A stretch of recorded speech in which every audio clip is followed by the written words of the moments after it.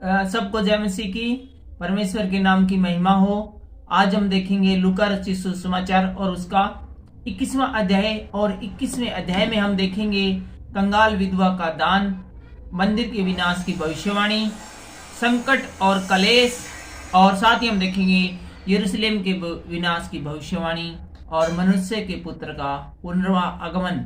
और आज के इस अध्याय के अंत में हम देखेंगे अंजीर के पेड़ का उदाहरण और जागते रहो। तो ये सब देखेंगे हम आज के इस लूका रचित सुसमाचार उसके 21वें अध्याय में। तो आइए शुरू करते हैं। कंगाल विधवा का दान। सबसे पहले हम देखते हैं कंगाल विधवा का दान। फिर यीशु ने आंख उठाकर धनवानों को अपना अपना दान भंडार में डालते देखा। अब ये यहाँ पर हम देख रहे हैं कि यीशु मसीह है वो एक चर्च में खड़े हैं, और और संडे का दिन है, और बहुत सारे लोग हैं वो परमेश्वर के वचनों को सुनने के लिए आ रहे हैं। और आते या जाते समय बहुत सारे लोग हैं वो दान पेटी में अपना अपना दान है वो डाल रहे हैं। और यीशु मसीह ने देखा कि बहुत सारे धनवान जो कि बढ़िया गाड़ियों में बैठ कर आए थे, महंगी गाड़ियों में बैठ कर आए थे, और वो है पूरे शान बान के साथ आए थे। उन्होंने बड़ा बड़ा दान है उन दान पेटियों में डाला, और उसने कंगाल विधवा को भी उसमें 2 दमड़ियां डालते देखा। और साथ साथ उसने देखा कि एक कंगाल औरत है, बिल्कुल ही फटे कपड़े है, बेहाल है, और वो विधवा है। विधवा कैसे, यीशु को कैसे पता चला? आमतौर पर हम फिल्मों में देखते हैं कि विधवा जो होती है उसके वो सफेद कपड़ों में होती है और श्रृंगार नहीं कर रही होती है। इसी प्रकार बहुत सारे पुराने जमाने में तो और भी विधवाओं के ऊपर प्रतिबंध था, जिससे कि दूर से ही देखकर पहचाना जा सकता है कि ये विधवा है, ये दुखियारी है। तो यीशु मसीह ने देखा कि कंगाल विधवा ने भी 2 दमड़ियां डाली। 2 दमड़ियां मतलब 200 रुपए लगा लो। तब उसने कहा, मैं तुमसे सच कहता हूं कि इस कंगाल विधवा ने सबसे बढ़कर डाला है।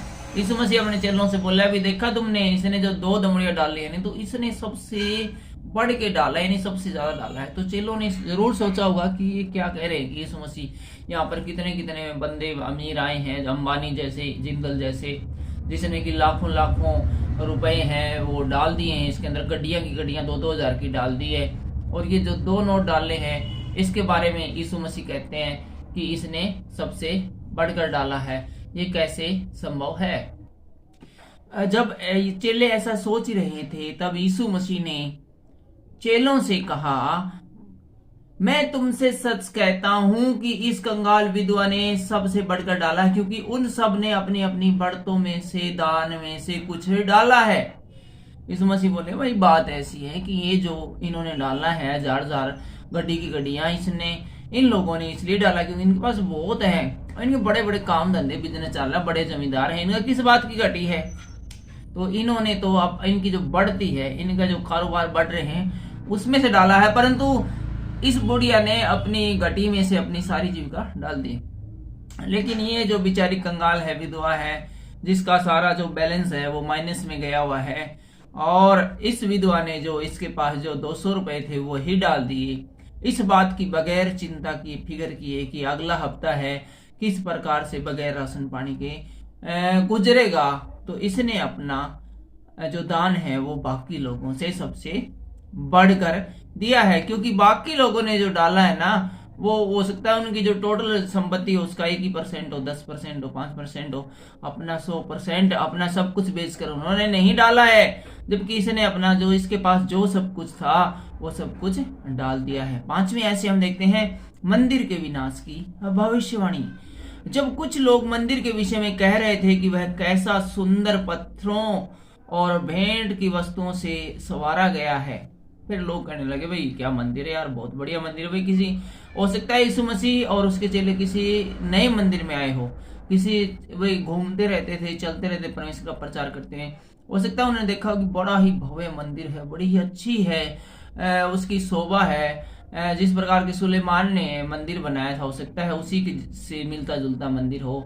और उस मंदिर को चेले देखकर कहने लगे, बड़ा ही सुंदर मंदिर है, और भेंट की वस्तुओं से तो इसको और भी अच्छा संवारा गया है।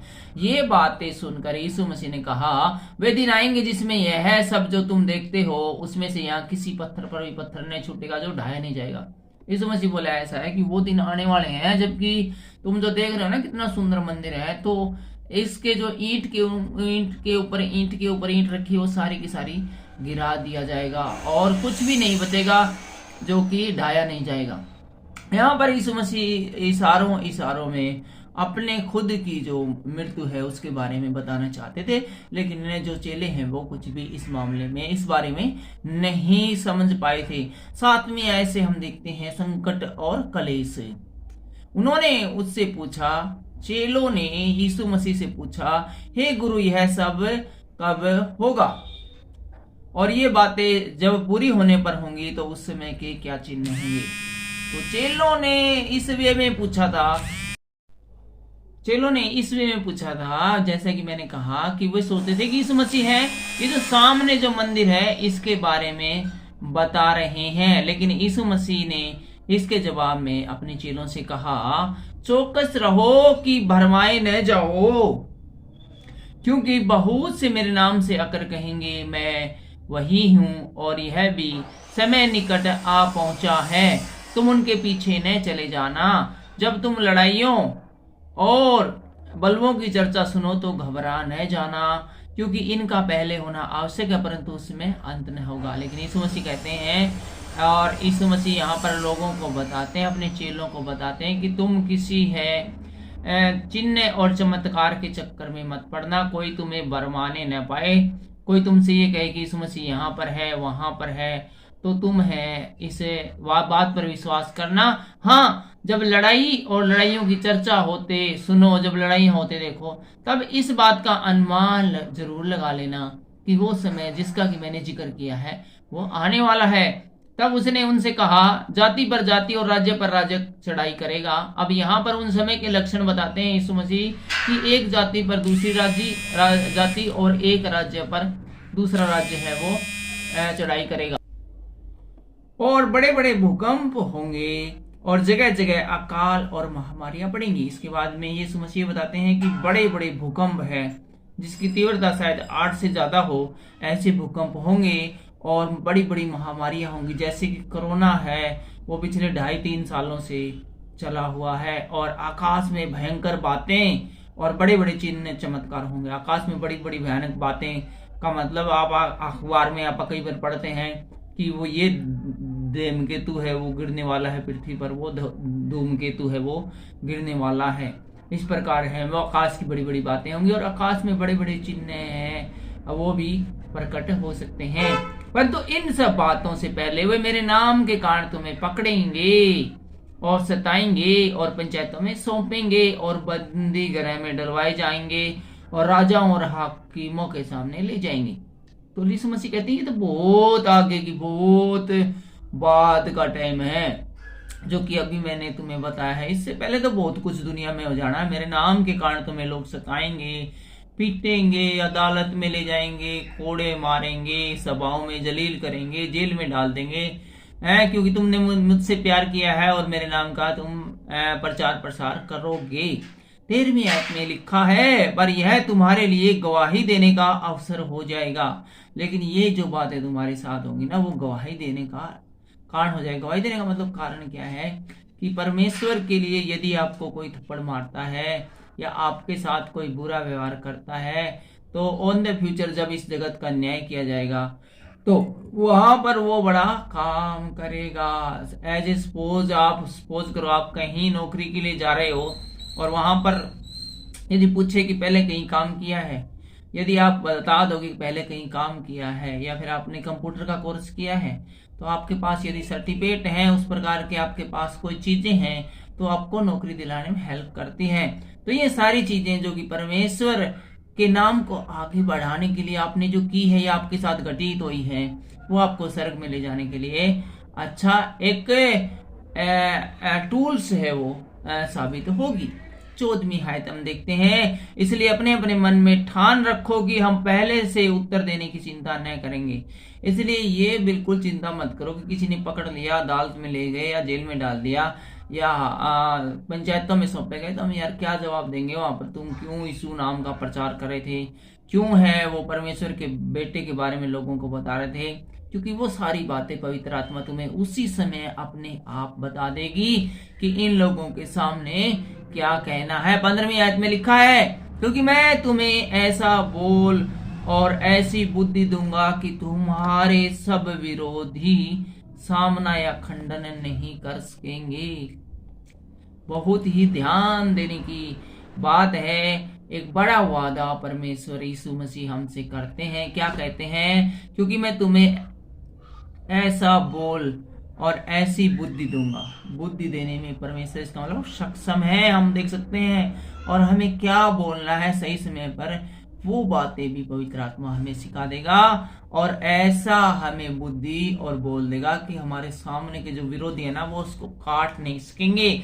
उसके जवाब में एक बात भी अपने मुंह से निकाल नहीं सकेंगे। और 16वीं आयत में कहते हैं, तुम्हारे माता पिता और भाई और कुटुंब और मित्र भी तुम्हें पकड़वाएंगे।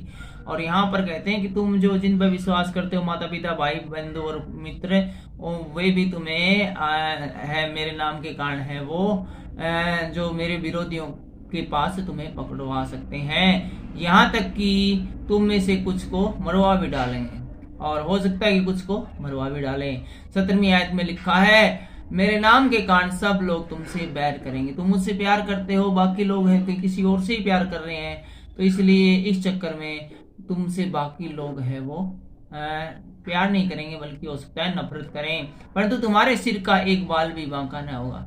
लेकिन तुम ये चक्कर में मत पड़ना, यार मैं तो अकेला पड़ गया हूँ, बाकी लोग किसी पत्थरों की पूजा कर रहे हैं, मैं अकेला ही यहाँ पर यीशु मसीह पुकार रहा हूँ। तो डरने की जरूरत नहीं है, क्योंकि तुम्हारा सिर का एक बाल भी बांका नहीं होगा। मैं अकेला ही काफी हूँ तुम्हारे लिए। और अपने धीरज से तुम अपने प्राणों की को बचाए रखोगे। तुम जो धीरज रखोगे, मेरा इंतजार करोगे, मुझ पे विश्वास रखोगे, इस कारण तुम्हारे प्राणों की जो है रक्षा होती रहेगी। और हम 20वीं आयत में देखते हैं, यरूशलेम के विनाश की भविष्यवाणी। जब तुम यरूशलेम को सेनाओं से घिरा हुआ देखो तो जान लेना कि उसका उजड़ जाना निकट है। तब जो सदूकियों में है वो पहाड़ों पर भाग जाएं, और जो यरूशलेम के भीतर हो वो बाहर न निकले। तो यहाँ पर ये यरूशलेम के बारे में विशेष रूप से कहा गया कि जब यरूशलेम को चारों ओर से सेनाओं से घिरा हुआ देखो, तो उस समय वो संकट है, वो जो चिन्ह है वो जो मैंने बताए हैं, अब पृथ्वी पर मनुष्य के पुत्र का पुनरागमन आने का वो सही समय होगा। और जो गांव में हो वो उस नगर में न जाए। और यीशु मसीह कहते हैं कि जो यरूशलेम के बाहर हो वो देखें कि यरूशलेम में कुछ गड़बड़ हलचल हुई है, तो वो वापस न आए और जहां पर हो वहीं पर है। क्योंकि एक बदला लेने के ऐसे दिन होंगे जिनमें लिखी हुई सब बातें पूरी हो जाएंगी। और जैसा भी जो बाइबल में लिख दिया है गया है, वो ऐसा समय आएगा जब ये सारी की सारी बातें हैं वो एक एक करके 1 बाय 1 पूरी हो जाएंगी। उन दिनों में जो गर्भवती और दूध पिलाती होगी उसके लिए हाय हाय, क्योंकि देश में बड़ा कलेश और इन लोगों पर बड़ा प्रकोप होगा। तो गर्भवती महिलाएं हैं, उनको बड़ी दिक्कतें होंगी। हो सकता है लोगों को भागना पड़े और किसी ऐसे तापमान में रहना पड़े जो कि सहने से योग्य हो और बड़ी मुश्किलों में हो। तो ऐसे अवस्था में गर्भवती महिलाओं को बड़ा ही, आप जानते हैं कि बड़ा ही सावधानी से उनको सोना पड़ता है, उठना पड़ता है, चलना पड़ता है, वजन नहीं उठाना पड़ता, कई सारी सावधानी बरतनी पड़ती है। तो इसलिए यीशु मसीह कहते हैं कि उनके लिए बड़ा ही संकट का ये समय होगा। वे तलवार के कोर हो जाएंगे और सब देशों के लोगों में बंदी होकर पहुंचाए जाएंगे। और जब तक अन्य जातियों का समय पूरा न हो तब तक यरूशलेम अन्य जातियों से रोंदा जाता रहेगा। तो यहाँ पर बताते हैं कि यरूशलेम की दशा है वो बहुत ही बुरी होने वाली है और अन्य जातियों का समय जब तक पूरा नहीं हो जाता तब तक वो रोंदी जाती रहेंगी। और आगे हम देखते हैं 25वीं आयत में, तो यहाँ पर है मनुष्य के पुत्र का पुनरागमन। सूरज और चांद और तारों में चिन्ह दिखाई देंगे और पृथ्वी पर देश देश के लोगों को संकट होगा, क्योंकि वे समुद्र के गर्जने और लहरों के कोलाहल से घबरा जाएंगे। बड़े बड़े चिन्ह जो चमत्कार होने वाले हैं और सब कुछ जब चारों ओर हाहाकार का समय होगा और थोड़ा सा भी यदि कोई बादल भी गरजेगा या समुद्र गरजेगा, लोग घबरा जाएंगे, सोचेंगे कहीं तो समुद्री तूफान न आ जाए। और ये एक ऐसे तूफान होंगे जो जिसकी स्पीड हम सोच भी नहीं सकते हैं। और ऐसे ऐसे सूरज में और चांद में भी चिन्ह हमें दिखाई देने लगेंगे। भय के कारण और संसार पर आने वाली घटनाओं की बाढ़ देखते देखते लोगों के जी नहीं रहेगा। लोग इतने डर जाएंगे, इतने घबरा जाएंगे कि उनकी जी नहीं रहेगा। हम देखते हैं कोरोना काल में कितना बुरा हुआ था। लोग 2.5 महीने तक है वो घरों के अंदर छुप कर बैठे हुए थे, चोर की तरह बैठे हुए थे। उन्हें कोई भी काम करने की इजाजत नहीं रही थी। और चाहे कोई कितना भी अमीर हो, वो जहां था वो वहीं फंस गया था। अब सपोज करो मैं बम्बई किसी काम से गया था और प्रधानमंत्री ने अचानक घोषणा कर दी कि कोई भी जहां पर हो वहीं रहे, और मैं किसी होटल में ठहरा था और मेरे पास होटल में अब 1 दिन के ही पैसे थे चुकाने के लिए, और वहां मुझे 2.5 महीने रहना पड़ा।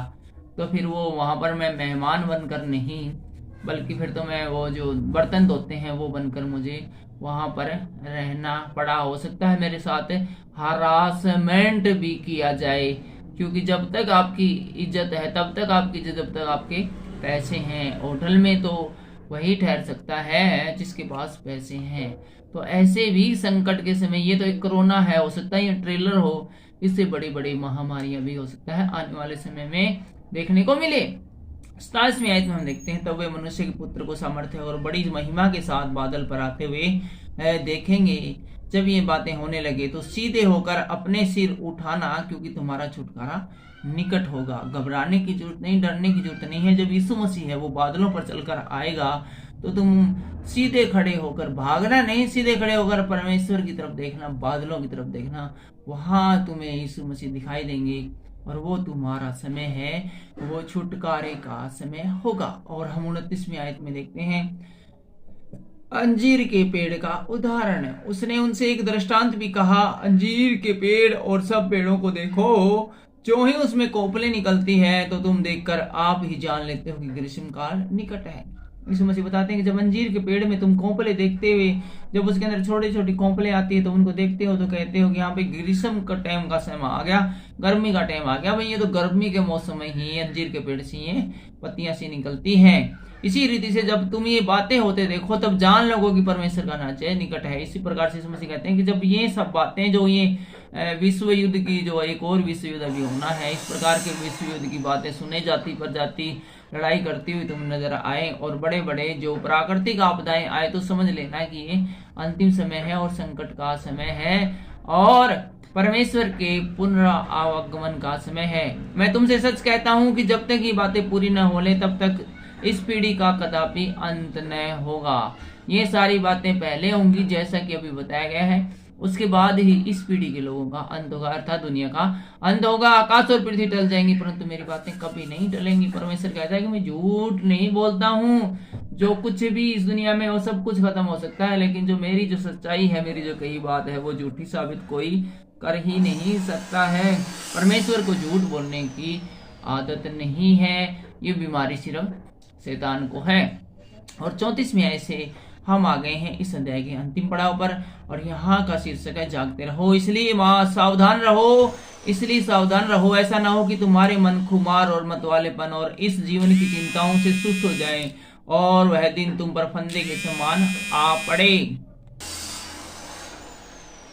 क्योंकि वह सारी पृथ्वी के सब रहने वालों पर इसी प्रकार आ पड़ेगा। तो यीशु मसीह कहते हैं कि तुम अपनी दिनचर्या में, अपनी मौज मस्ती में इस प्रकार से न डूब जाओ कि तुम्हें परमेश्वर आने वाला है इस बात की शुद्धि नहीं रहे, और इस बात को भूल जाओ कि यीशु मसीह दुनिया में दोबारा से आने वाला है और तुम अपने यूट्यूब, फेसबुक और इंस्टाग्राम में खोए रहो और वो समय अचानक से तुम पर आ पड़े, और जैसा कि सब पृथ्वी के लोगों पर आने वाला है और तुम है किसी गलत कार्य में उसी समय डूबे हो और परमेश्वर तुम्हें है वो तुच्छ जाने, और स्वर्ग में जो तुम जाने वाले थे तुम उसके अयोग्य ठहरो। इसलिए जागते रहो और हर समय प्रार्थना करते रहो कि तुम इन सब आने वाली घटनाओं से बचने और मनुष्य के पुत्र के सामने खड़े होने के योग्य ठहरो। बड़ी ही इंपॉर्टेंट बात कही कि भाई ये जो घटनाएं और ये बातें होंगी और ये जो प्राकृतिक आपदाएं होंगी, यदि तुम निरंतर प्रार्थनाओं में लगे रहे तो तुम्हें इनसे हानि नहीं होगी और तुम परमेश्वर के राज्य में प्रवेश करने के योग्य ठहरोगे, और तुम परमेश्वर के सामने भी दिलेरी से खड़े हो सकते हो कि हाँ परमेश्वर, मैंने जिंदगी भर है वो आपके लिए अपना समय गुजारा है।